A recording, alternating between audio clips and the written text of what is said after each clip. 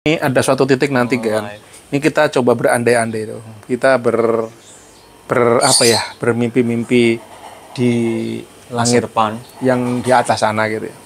Suatu saat kehidupan kita ini kan banyak ada live. Kita sekarang aja kita masih gagap nih menghadapi live berjualan segala macam di TikTok nih yang sekarang lagi terus digencarin, banyak orang untuk live gitu kan. Kebayang nggak sih suatu saat setiap rumah, setiap kamar, setiap kita nge-live gitu. Gimana crowdednya orang nge-live, di mana-mana berisik tiap mungkin bisa jadi lah. Apalagi kalau fenomena kayak di China itu mereka nge-live sekarang di depan publik, bro. Kayak di kerumunan, di pasar lagi di mana tiba-tiba nge-live, teriak-teriak gitu. Terus lagi di mana tuh tempat-tempat yang kantor, di depan kantor live gitu. Itu kan akan menimbulkan masalah baru, bro. Jadi orang mungkin lama-lama hidupnya gila karena kebanyakan nge-live. Menurut lu apa? Peluang apa yang terjadi, bro? peluang bisnisnya. Nah, peluang justru kita harus meng-create bisnis baru. Orang-orang ini pada stres nih kebanyakan nge-live. Duitnya banyak tapi stres, bro. Nah, ini akan ada timbul masalah baru menurut lo. Jangan-jangan lu ngeletakan begini, ini kebahagiaan tersendiri nanti di zaman orang live pada yang live itu, bro. Udah jauh dari orang yang live udah bahagia ya. Gitu. Lu kayak gini. Jauh-jauh lu live. Sekarang kan lu stres karena jualan lu sepi gitu. Suatu saat bisa jadi pada saat jualan lu sepi, lu justru bahagia luar biasa. Lonely in crowded. Gitu. Lepas dari dunia live. Iya.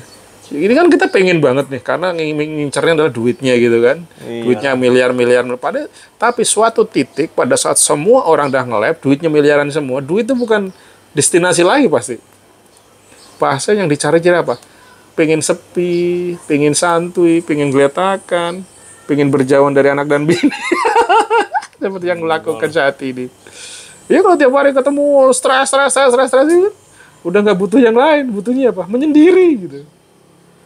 Kebayang nggak sih? Terjadi nggak bakal gitu? Apakah terjadi gitu nggak? Kayaknya enggak deh. Ya.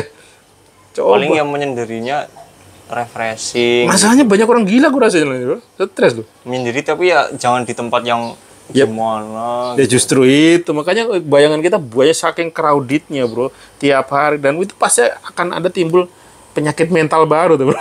Edan, bro. Misalkan melihat. Nah, pasti orang udah stres kayak gitu lah, gila banget. Berarti solusinya apa? Bisnis apa yang kita buka? Ini apa? Berarti kesunyian bisa jadi tempat obat tuh, bro. Jadi kita bikin beli tanah yang kosong nggak ada manusianya, kita sewakan, itu bisa jadi kali ya. Karena tanah habis, bro, orang banyak miliar-miliarnya banyak, tanah habis dibangun jadi apa gitu. Jadi tanah-tanah yang kita biarkan kosong yang masih alami, orang suruh masuk situ sewa 1 hektar tanah selama berapa lama gitu untuk refreshing, ya bisa juga kali ya. Merefresh otak. Di situ bebas, lu mau telanjang oke, lu mau main lumpur oke, ada kuda, ada binatang bebas, nggak ada yang ituin ganggu gitu. Dia berendam di lumpur 24 jam sama kebo gitu kan. Sambil telanjang bulat gitu kan. Bisa jadi nggak terjadi begitu, bro? Apalagi ini mungkin menyewakan satu tempat yang nggak bisa, yang kebal dari sinyal internet, sinyal apa nggak bisa tembus gitu. Woi. Jadi benar-benar kayak mengasingkan dalam dunia lain gitu. Ya, lu ke planet Mars sana. Bisnis loh, kan planet Mars itu. Bisnisnya si Elon Musk ya kan? Iya gak? Jadi pasti akan timbul masalah, bro. Ente sebagai kayak gitu, ntar Elon Musk sudah mikirnya ke situ ya. Lah kan bisa jadi. Dia orang-orang baru mikir ke sini udah ngeliat, nanti peluangnya berarti orang bakal begini nih. Itu kan bisa dibaca. Katanya nggak bisa balik ke bumi kalau udah ke sana. Nggak ada bahan bakar. Karena perilaku manusia itu kan bisa dibaca.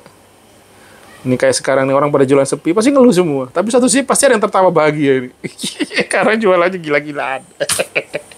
Ternyata ada yang beli kemarin mobil baru apa? Nah, dibalik rata-rata nih aku sekarang nih kalau jalan itu sering nanya. Bahkan tadi terbaru nih aku juga nanya ke salah satu bos buah gitu, gimana Pak?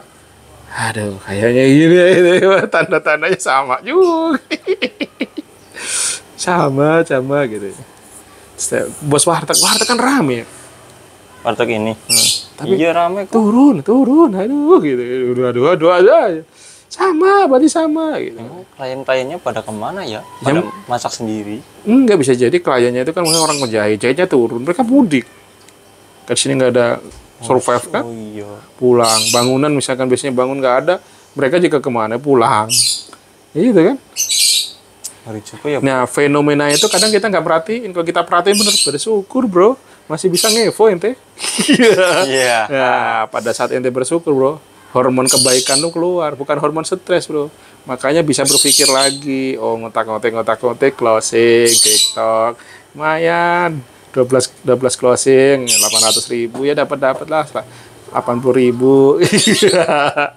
Selalu ada celah gitu kan. Yang penting otaknya ini fresh dulu. Tapi kalau udah otaknya stres, boro-boro mikir, jadi ngevo mulu. Nah itu bro, kebayang nggak sih satu saat akan begitu? Enggak sih. Ayolah, dipancing otak lo bergerilya dulu. Mumpung ada kesempatan bergerilya bro.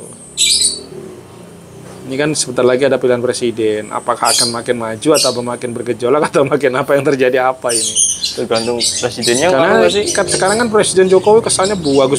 Tapi kok begini? Jualan kita lemot semua. Ini padahal pembangunannya. Wah. Nggak, jadi inti titik pokoknya itu di mana gitu loh bro. Akarnya itu biar grow lagi itu gimana gitu Ya, loh. pasti ekonomi harus benar, harus kuat.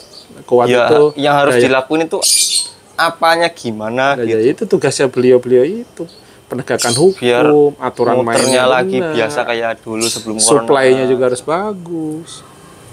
Ya pasti daya tahan Indonesia harus kuat bro. Daya saingnya. Nah, kita jualannya udah impor mulu.